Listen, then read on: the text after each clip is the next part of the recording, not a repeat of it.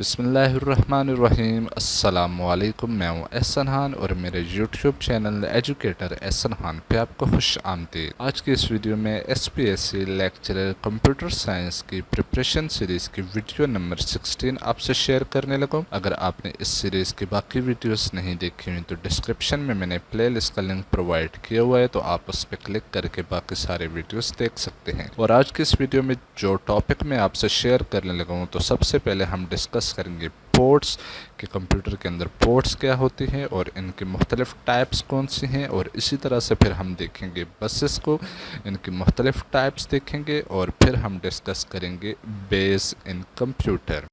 What is the port in computer और उसकी different type like serial port, parallel port, universal port और कुछ special purposes ports हम use करते हैं। तो इन सब को अलग अलग से देखेंगे, तो वीडियो आखिर तक देखिएगा तमाम तर तफसीलात जानने के लिए। तो सबसे पहले हम देखते हैं कि what is port in computer. तो पोर्ट हमारे कंप्यूटर में एक इंटरफेस होता है जिसके ज़रिए हम अपने कंप्यूटर के साथ एक्सटर्नल डिवाइसेस कनेक्ट कर सकते हैं। A port is an edge or plug of connection used to attach devices with computer like printers, keyboard और माउस। तो ये जितने भी हमारी आउटसाइड डिवाइसेस होती हैं, जैसे कि प्रिंटर हम अटैच करते हैं अपने कंप्यूटर के साथ, कीबोर्ड या माउस वगैरह, तो ये एक पोर्ट के ज़रिए ही हमारे कंप्यूटर के साथ कनेक्ट होती हैं। और इसमें डिफरेंट किस्म के कनेक्टर यूज़ किए जाते हैं। और कनेक्टर क्या होते हैं कि एक ऐसा इंटरफेस होता है जो हमारी डिवाइस की केबल और हमारे सिस्टम की जो पोर्ट होती है उसको कनेक्ट करने के लिए इस्तेमाल होता है। इसके मैं आपको एग्जांपल्स और पिक्चर दिखाऊंगा तो आपको मज़ीद क्लियर हो जाएगी। और कनेक्टर की डिफरेंट कैटेगरीज होती हैं हमारे पास, जिसमें हम देखते हैं कि सबसे पहले जेंडर ऑफ पोर्ट्स को डिस्कस करते हैं। डिफरेंट जेंडर्स होती है कनेक्टर्स की, जैसा कि मेल कनेक्टर। तो मेल कनेक्टर, इसकी मैं आपको पिक्चर दिखाता हूँ। यहाँ पे ये जो आपको एक नज़र आ रही है, ये एक कनेक्टर है और इसकी ये पिन्स निकली हुई हैं। तो ऐसा कनेक्टर जिसकी पिन्स आउटसाइड की तरफ निकली हुई हों, इनको क्या कहा जाता है? Male connector. और फिर दूसरी कैटेगरी है फीमेल कनेक्टर। ये कनेक्टर आपको नज़र आ रहा है जिसके अंदर सुराख बने हुए हैं, और ये मेल कनेक्टर की पिन्स को एक्सेप्ट करता है और एक कनेक्शन बनाता है। तो ये दो कैटेगरीज हैं मेजरली। जिनकी पिन्स बाहर की तरफ निकली हुई होती हैं वो मेल कनेक्टर कहलाते हैं, और जिनके अंदर सुराख होते हैं वो फीमेल कनेक्टर कहलाते हैं। और फिर एक तीसरी कैटेगरी है gender change connector. Gender change connector में ये होता है कि हम दो मेल कनेक्टर या दो फीमेल कनेक्टर को आपस में कनेक्ट कर सकते हैं। और इसका पर्पज़ ये क्या होता है कि जब हमें एक्सटेंशन ज़्यादा चाहिए होती है, लाइक हम अपने सिस्टम के साथ माइक अटैच करना चाहते हैं, तो उसके साथ अवेलेबल वायर हमारी रिक्वायरमेंट के मुताबिक लेंथ ही नहीं है, तो हम उसमें एक्स्ट्रा लेंथ ऐड करने के लिए एक फ़ीमेल कनेक्टर या मेल कनेक्टर ऐड कर सकते हैं कि जो दोनों एक ही तरह के कनेक्टर को अटैच करने के लिए हमें मदद फराहम करते हैं। जैसे कि ये पिक्चर में आपको नज़र आ रहा है, ये दो फीमेल कनेक्टर को, यानी कि इसके अपने सुराख निकले हुए हैं, ये फीमेल कनेक्टर के साथ अटैच हो जाएंगे। तो ये दो फीमेल कनेक्टर को एक साइड पे एक फीमेल और दूसरी साइड पे दूसरा फीमेल कनेक्टर अटैच हो जाएगा, तो ये एक्सटेंशन प्रोवाइड करता है। और इसी तरह से ये एक जेंडर चेंज फीमेल कनेक्टर है जो दो मेल कनेक्टर को अटैच कर सकता है कि एक मेल कनेक्टर इस साइड पे आ जाएगा और एक मेल कनेक्टर इस साइड पे आ जाएगा। तो इस तरह हमें ये एक्सटेंशन प्रोवाइड करते हैं। तो ये बाय डेफिनेशंस भी आप मेल कनेक्टर, फीमेल कनेक्टर और जेंडर चेंजर भी आप यहाँ पे देख सकते हैं। और इसके बाद आगे चलते हैं डिफरेंट टाइप्स ऑफ पोर्ट्स जो हम यहाँ पे डिस्कस करने वाले हैं। तो सबसे पहले है सीरियल पोर्ट। ये एक ऐसे पोर्ट है जिसमें ऐसी डिवाइसेस कनेक्ट की जाती हैं जो सीरियली बिट्स को ट्रांसफ़र करती है, और ये उन डिवाइसेस के लिए इस्तेमाल होती है जिनकी हमें ज़्यादा स्पीड में डेटा ट्रांसफ़र रेट नहीं चाहिए होता है। जैसे कि कीबोर्ड या माउस की अगर बात की जाए तो इसमें हमें हाई स्पीड ट्रांसमिशन नहीं चाहिए होती। तो इस तरह की जो डिवाइसेस होती हैं उनको हम अटैच करते हैं सीरियल पोर्ट के थ्रू। दूसरी कैटेगरी है पैरेलल पोर्ट। ये उन डिवाइसेस के लिए इस्तेमाल की जाती है जिनका डेटा ट्रांसफ़र रेट काफ़ी ज़्यादा होता है। तो हम पैरेलल बिट्स यानी कि at a time multiple bits send and receive करते हैं। तो ऐसी डिवाइसेस के लिए हम पैरेलल पोर्ट्स यूज़ करते हैं। और इसकी अगर मैं आपको एग्जांपल दिखाऊं तो जैसे कि प्रिंटर, स्पेशली जब हम कलर प्रिंटर यूज़ कर रहे होते हैं तो काफ़ी ज़्यादा डेटा रेट इनपुट आउटपुट आ जा रही होती है, यानी कि हम कंप्यूटर से सिस्टम को यानी कि प्रिंटर को जो डाटा प्रोवाइड कर रहे होते हैं वो काफ़ी स्पीडी वे में जा रहा होता है बनस्बत के माउस या कीबोर्ड के, तो हम पैरेलल पोर्ट्स यूज़ करते हैं। इसके बाद यूनिवर्सल सीरियल बस यानी कि USB जो हम नॉर्मली स्टोरेज के लिए इस्तेमाल करते हैं, तो इसमें अगर मैं आपको बताऊं तो 127 different devices with a single connector type, यानी कि एक ही कनेक्टर में हम 127 डिफरेंट काइंड्स की डिवाइसेस अटैच कर सकते हैं। और एक कंप्यूटर में नॉर्मली 2, 3 या 4 तक, इससे ज़्यादा USB पोर्ट्स नहीं होती, लेकिन आम तौर पे 2 ही होती हैं, बहुत ज़्यादा हो तो 3 या 4 होती हैं। लेकिन इनमें हम एक्सटेंशन भी बना सकते हैं यूजिंग द देसी चेन। अब ये क्या है कि मैं आपको यहाँ पे पिक्चर भी दिखा देता हूँ। देसी चेन की अगर बात की जाए तो यहाँ पे देखिए ये एक USB कनेक्टर है, यानी कि ये फीमेल कनेक्टर है, और ये एक मेल USB कनेक्टर को एक्सेप्ट करता है, तो ये एक मेल USB कनेक्टर इसके साथ अटैच है, और इसके साथ एक और मेल अटैच किया जा सकता है, यानी कि ये फीमेल कनेक्शन भी हमें प्रोवाइड कर रहा है। तो अब यहाँ पे अगर देखें तो ये देखो, ये ब्लैक कलर की एक USB अटैच है, उसके बाद ये वाइट कलर की, और इसके पीछे एक और भी अटैच की जा सकती है। तो इस तरह हम 127 USBs एट अ टाइम किसी एक कनेक्टर के साथ अटैच कर सकते हैं। और इसका एक अल्टरनेटिव है USB हब। ये जो अभी मैंने आपको पिक्चर दिखाई थी, एक USB, फिर उसके साथ दूसरी, उसके साथ तीसरी, एक सीरियल में हमने कनेक्ट की हुई थी, इसका एक अल्टरनेटिव है USB हब। अब USB हब क्या होता है वो भी मैं अभी आपको दिखा देता हूँ। ये जो आपको नज़र आ रहा है, ये एक कनेक्टर हमारे सिस्टम के साथ अटैच हो जाता है, और ये हमें मल्टीपल USB कनेक्शन अवेलेबल करता है, यानी कि प्रोवाइड करता है, जिसमें हम एक ही पोर्ट के थ्रू काफ़ी सारी डिवाइसेस अटैच कर सकते हैं। तो इसे कहा जाता है USB हब कनेक्टर। फिर उसके बाद आते हैं स्पेशल पर्पस पोर्ट्स जो हम यूज़ करते हैं। तो सबसे पहली कैटेगरी जो हम यहाँ पे डिस्कस करने लगे हैं, 1394 पोर्ट्स, ये पोर्ट का नंबर है। This port is also called firewire port. It can connect multiple types of devices that require faster data transmission speeds like digital video camera, digital VCR, colour printer या scanner वगैरह के लिए हम use करते हैं, और इसमें हम 63 डिवाइसेस टुगेदर कनेक्ट कर सकते हैं।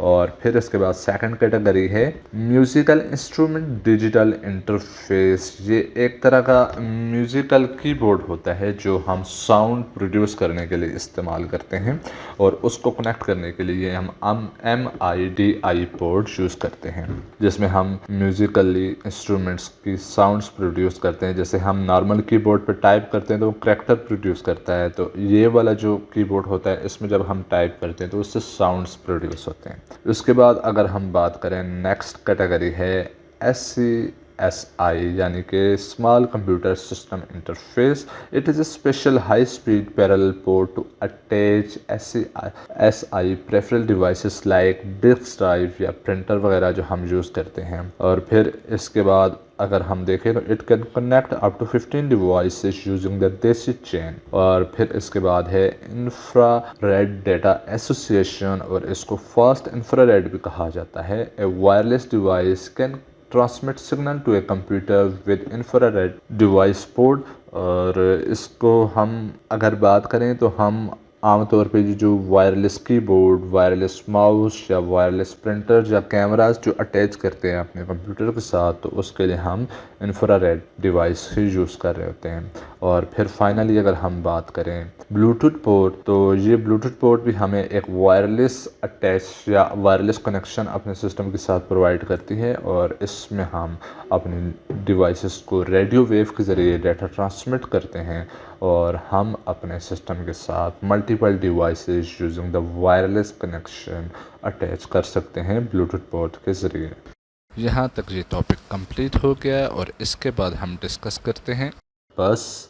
कंप्यूटर साइंस में बस क्या चीज़ होती है और इसके मुख्तलिफ़ टाइप्स हैं, जैसे कि data bus, address bus, control bus, expansion and universal बस। तो इन सब को हम बारी बारी देखते हैं। तो सबसे पहले हम देखते हैं कि व्हाट इज़ बस या बसेस इन कंप्यूटर। हमारे कंप्यूटर में मदरबोर्ड के ऊपर डिवाइसेस जितने भी अटैच होती हैं वो इलेक्ट्रिकल वायर्स के थ्रू कनेक्टेड होती हैं, और यही इलेक्ट्रिकल वायर्स जो हमारा डाटा कैरी करती हैं या कंट्रोल सिग्नल या एड्रेसेस कैरी करती हैं, इनको कहा जाता है बस। अब इसमें अगर हम देखें तो एक बस एट अ टाइम एक सिग्नल लेके जा रही होती। लेट्स सपोज हमारे सिस्टम में 8 bit system data transmission rate use हो रहा है, तो इसका मतलब कि हमारे सिस्टम के अंदर 8 वायर्स पैरेलल में यूज़ हो रही हैं जो एक टाइम पे 8 बिट लेके जा रही हैं। इसी तरह अगर 16 की बात की जाए या 32 की बात की जाए या 64 की बात की जाए, तो जितनी वायर्स होंगी उतनी हमारे सिस्टम की कैपेसिटी होगी। कि अगर 64 वायर्स यूज़ की गई हैं तो हमारे सिस्टम की जो बस कैपेसिटी है वो 64 बिट है। इसमें अगर हम मज़ीद देखें तो हमारे पास जितनी भी कैपेसिटी होगी या जितने भी वायर्स हम यूज़ कर रहे होंगे वो बस विड्थ कहलाती है। और हमारे सिस्टम में सीपीयू और हमारे जो सिस्टम के अंदर लगे हुए कंपोनेंट्स के दरमियान कम्युनिकेशन हो रही होती है। जितनी अच्छी सीपीयू जितनी अच्छी बस विड्थ होगी उतनी ज़्यादा फास्ट कम्युनिकेशन हो पाएगी। अब टाइप ऑफ बसेस की अगर बात की जाए तो सबसे पहले हम बात करते हैं कि हमारे पास डिफरेंट कैटेगरीज हैं। जो सबसे बेसिक कैटेगरी यहाँ पे मैं डिस्कस करने लगा हूँ, डेटा बस। डेटा बस हमारे सिस्टम में यूज़ होती है डेटा कैरी करने के लिए, कि एक कंपोनेंट से दूसरे कंपोनेंट तक या मेमोरी से सीपीयू तक या सीपीयू से मेमोरी तक जितना भी डेटा ट्रांसमिट हो रहा होता है, सेंड या रिसीव हो रहा होता है, वो डेटा बस के थ्रू ही हो रहा होता है।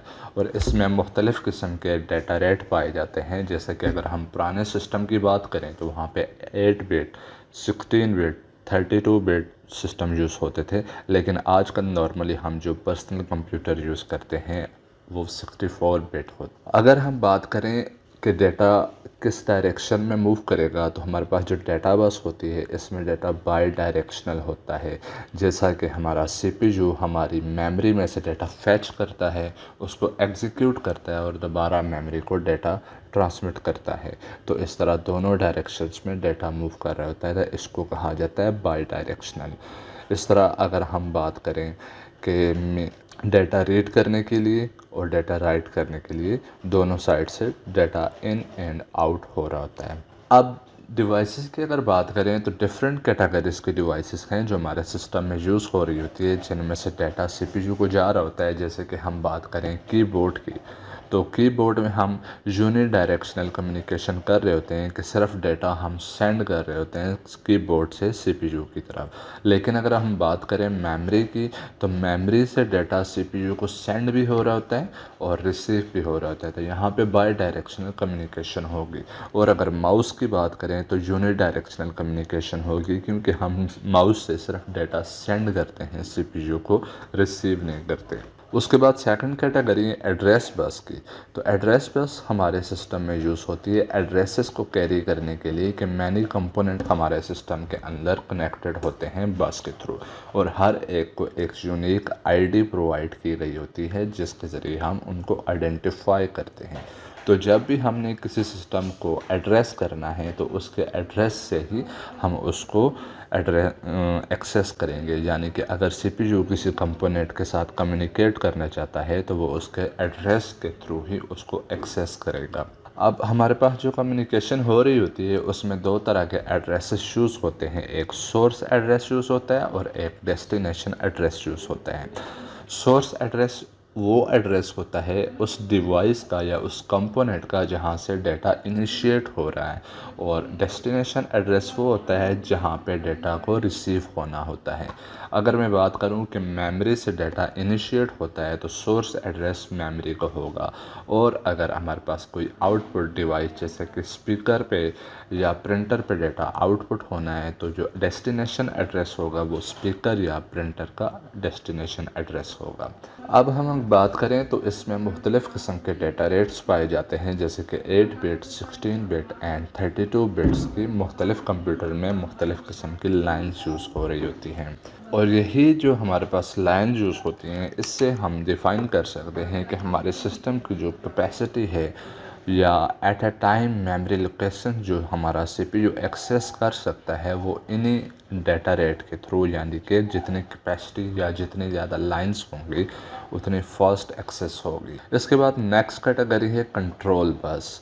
Control bus is used to transmit different commands from one component to another कि जब हमारे कंप्यूटर ने किसी कंपोनेंट के ऊपर कोई एक्शन परफॉर्म करवाना होता है तो मुख्तलिफ़ किस्म की कमांड यूज़ की जा रही होती हैं।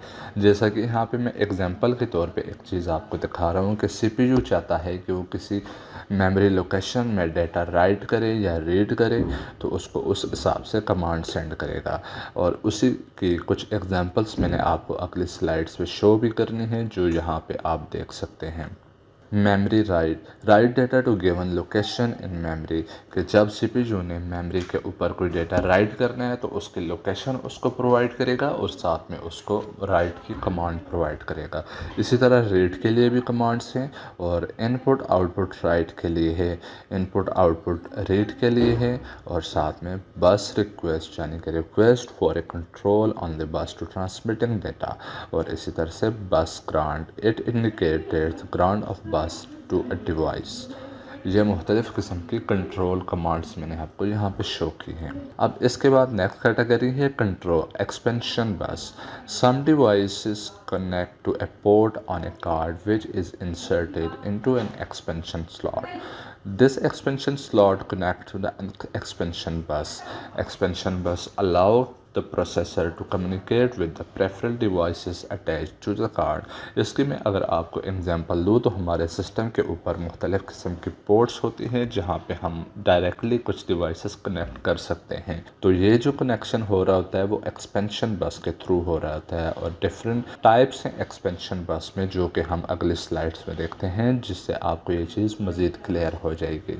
सबसे पहले जो टाइप है यहाँ पे ISA बस या ISA बस। ISA बस जो हम यूज़ करते हैं वर्ड जी इसकी फुल फॉर्म है इंडस्ट्री स्टैंडर्ड आर्किटेक्चर और ये most common and slowest expansion बस है और इसको हम यूज़ क्यों करते हैं कि mouse, modem card, sound card and low speed network interface card are connected to the ISA bus directly और through ISA bus expansion slot. उम्मीद है अब आपको ये चीज़ क्लियर हो चुकी होगी कि हम जो माउस या मॉडेम कार्ड वगैरह अपने CPU के साथ कनेक्ट करते हैं तो वो हम एक्सपेंशन बस ISA के थ्रू कनेक्ट करते हैं। इस तरह इसकी नेक्स्ट कैटेगरी है एक्सपेंशन बस की जिसको हम कहते हैं लोकल बस। ये हाई स्पीड एक्सपेंशन बस है और इसमें हम अपने डिवाइसेस जैसे कि हार्ड डिस्क को कनेक्ट कर सकते हैं और इसमें VESA local bus is the first standard local bus और it is used for the video card. Current local bus standard is PCI bus. Peripheral component interconnect or more versatile than the VISA. Video cards, sound card and SCSI cards and high-speed interface card are inserted in the into PCI bus expansion slots. और इसमें next category जो expansion बस की यहाँ पे मैं आपको show करने लगा हूँ AGP bus accelerated graphic port AGP की फुल फॉर्म है और इसमें हम देखें तो design by the Intel to improve the speed of 3D graphics and video transmit provides faster dedicated interface between video card and memory। और finally हम बात करते हैं USB के यूनिवर्सल सीरियल बस जो कि हमारे सिस्टम में डायरेक्टली प्लग एंड प्ले की सूरत में यूज़ होती है और इसमें हम मुख्तलिफ़ किस्म के डिवाइसेस अटैच कर सकते हैं जैसे कि USB स्टोरेज या USB के थ्रू हम मुख्तलिफ़ पेरिफेरल डिवाइसेस भी कनेक्ट कर सकते हैं। और फाइनली अगर बात की जाए PC कार्ड बस की तो design for the PC card transmits data between PC card बस एंड PCI बस। यहाँ तक ये टॉपिक कंप्लीट हो गया और इसके बाद हम डिस्कस करते हैं बेस इन कंप्यूटर क्या होते हैं। तो मैं आपको बताता चलूँ कि हमारे कंप्यूटर में कुछ ऐसे फ्री स्लॉट्स होती हैं जो CPU के ऊपर जो कि हमारे पास CPU का एक वो डब्बा नुमा चीज़ बनी हुई होती हैं उसमें हम कुछ अपने एडिशनल इक्विपमेंट जो हमें रिक्वायर्ड होती हैं एक्स्ट्रा फंक्शनैलिटी अवेल करने के लिए तो वहाँ पे हम इंस्टॉल करते हैं। तो वहाँ पे जो अवेलेबल स्लॉट्स होती हैं उन्हीं को कहा जाता है बेस। वो दो तरह की होती हैं, वो इंटरनल भी हो सकती हैं, वो एक्सटर्नल भी हो सकती हैं। इंटरनल वो होती हैं जो हमारे मदरबोर्ड के ऊपर CPU के वो जो बॉक्स है उसके अंदर बनी हुई होती हैं, और वो जो हम इक्विपमेंट लगाते हैं वो उसके अंदर लगाते हैं, तो वो कहलाती हैं इंटरनल बेस।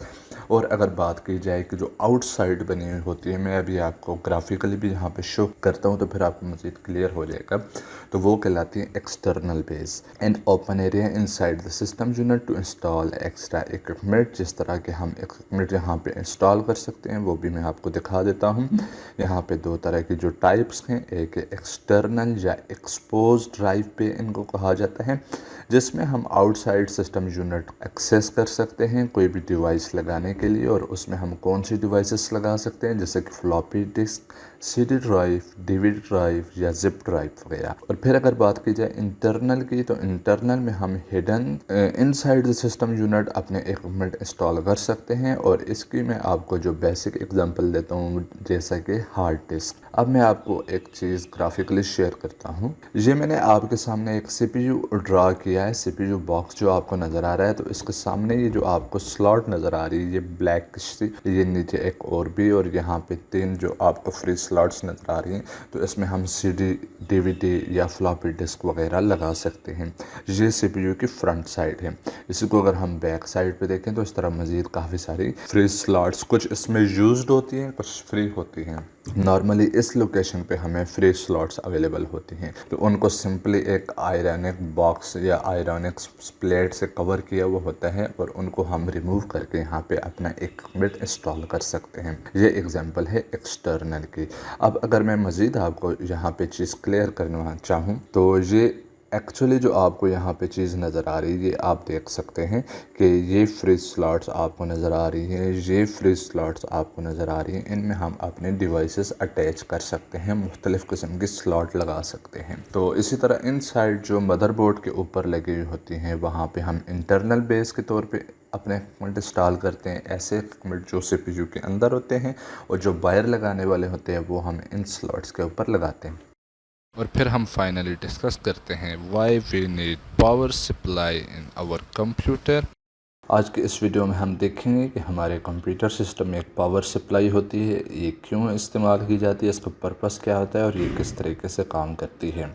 हमारे कंप्यूटर में जो पावर सप्लाई लगाई जाती है उसका पर्पस ये होता है कि जब हम अपना सिस्टम पावर के साथ यानी कि इलेक्ट्रिसिटी के साथ कनेक्ट करते हैं, तो उसको AC वोल्टेज मिल रही होती है, यानी कि अल्टरनेट करंट मिल रहा होता है। तो हमारा जो सिस्टम है कंप्यूटर, वो DC यानी कि डायरेक्ट करंट पे काम कर रहा होता है। उसमें जितने भी कंपोनेंट्स लगे होते हैं वो DC वोल्टेज पे काम करते हैं। पावर सप्लाई का पर्पज़ ये होता है कि वो AC वोल्टेज को DC में कन्वर्ट करती है, और इसके साथ ही एक और काम भी करती है कि हमारे सिस्टम में लगे हुए मुख्तलिफ़ कंपोनेंट्स होते हैं जो मुख्तलिफ़ वोल्टेजेस पे काम करते हैं, जैसे कि 3 वोल्ट पे, 6 पे, 12 पे, 24 पे।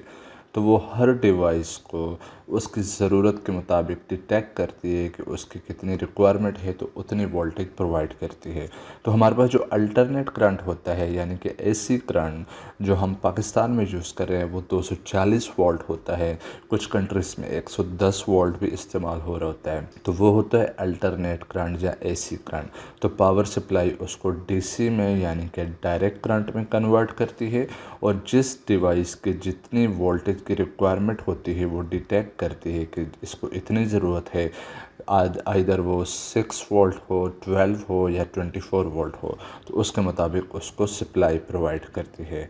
तो यही है इसका काम। उम्मीद करता हूँ ये वीडियो आपको पसंद आई होगी। Thank you for watching. अल्लाह हाफिज़।